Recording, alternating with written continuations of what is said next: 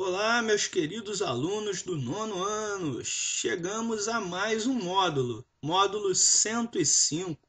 Na aula de hoje, nós iremos relembrar, um assunto que vocês já viram lá no sétimo ano. Trata-se do sistema de coordenadas cartesiana. Lembra disso? Eixo X, eixo Y, abscissa, ordenada, para-ordenado. Então, pessoal, todos esses conceitos que vocês já aprenderam lá no sétimo ano será de extrema importância na construção dos gráficos equivalentes às funções tanto do primeiro grau quanto às funções do segundo grau. Tá legal? Então, eu vou começar relembrando esses conceitos para vocês. A aula de hoje vai ser bem curtinha, tá legal? Então eu vou começar aqui compartilhando o nosso livro, com todos vocês. Então olha lá, sistema de coordenadas cartesiana, criado ali por René Descartes. Pessoal, esse matemático, filósofo, matemático francês, que desenvolveu diversos trabalhos, tanto em álgebra quanto em geometria, ele criou ali uma forma de representar pontos no plano, que esse plano acabou recebendo o seu nome. Então vamos lá, pessoal, só para relembrar. Então olha só o que acontece. A gente tem ali o eixo X, que é o eixo que fica na horizontal. Temos também o eixo Y, que fica na vertical. Ele é numerado da seguinte maneira: para a direita e para cima, valores positivos; para a esquerda e para baixo, valores negativos. Tá bom? Um ponto qualquer nesse plano cartesiano, ele vai possuir uma abscissa, que é um número representado pelo eixo X, e uma ordenada, que é um número representado pelo eixo Y. A representação ela se dá entre parênteses e aí fica lá X, ponto e vírgula, Y. Tá legal? Por exemplo, se você fosse representar o ponto 3,7 ou 3,5, por exemplo, então ficaria o par ordenado 3, ponto e vírgula, 5. E aí ele estaria representado no que a gente chama de primeiro quadrante. Tudo bem? Então tá aí, pessoal. Para relembrar aí, a gente tem aqui outros exemplos. Acompanhe comigo. Olha lá. Ponto A, ele possui coordenada menos 2, 3. Então, se ele possui coordenada menos 2, no eixo horizontal, ele vai estar à esquerda. Então, está aqui, menos 2. E 3, eu subo até o 3. Então, está lá o ponto A, menos 2, 3. Ponto B, 2 menos 3. Então, ele está na parte positiva, lá, 2. E aí eu desço até o menos 3. Então, ele vai ficar lá embaixo, no que a gente chama de quarto quadrante.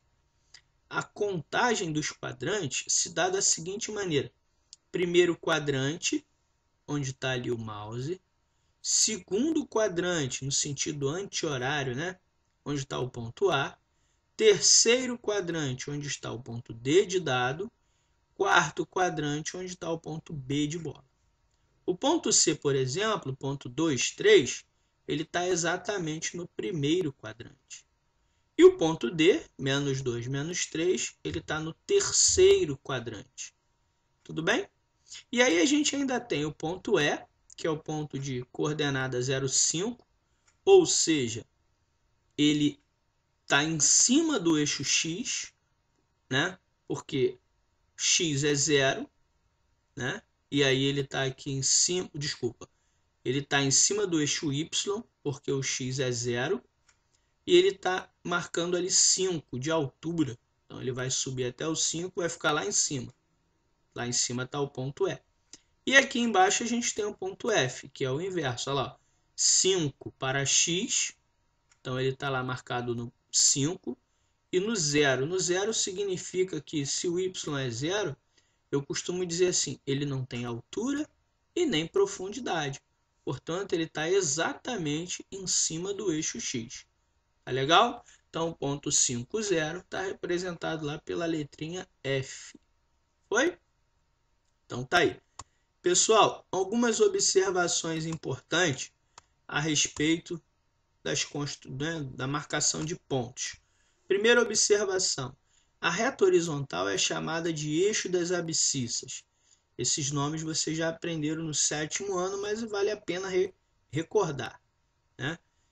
E o x é a abscissa do ponto de coordenada xy. A reta y é chamada de eixo das ordenadas. E o y é a ordenada do ponto de coordenada xy. Então, está ali representado, ó, eixo das abscissas e eixo das ordenadas. Bom, dando sequência, nós temos o seguinte, ó, terceira observação. Os dois eixos que determinam o plano cartesiano se encontram no ponto de coordenada 0, 0. Esse ponto ele recebe o nome de origem do sistema de coordenadas cartesiano. É legal? Esse nome é interessante, não pode esquecer. Costuma ser cobrado bastante em avaliações internas e externas, tá? Origem do sistema, onde que fica localizado no ponto de encontro entre os dois eixos ordenados, tá? O eixo das abscissas e o eixo das ordenadas. Tá legal? Bom, é possível indicar um par ordenado separando os valores com vírgula, como 2,3. Isso é comum?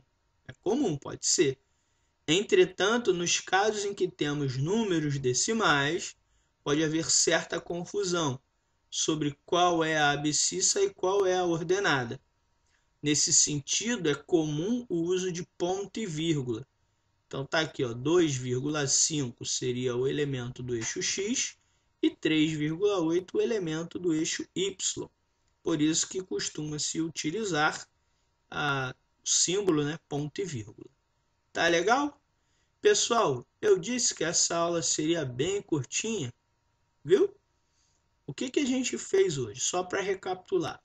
Nós apresentamos, né, novamente para vocês o plano cartesiano, né, reforçamos os nomes, é importante relembrar onde fica a origem, o que é a abscissa, o que é a ordenada, como se representa um ponto no plano, né, porque essas informações serão importantíssimas na época da construção dos gráficos que representam as funções. Tá legal? Então tá aí, pessoal. Fico por aqui. Obrigado pela participação.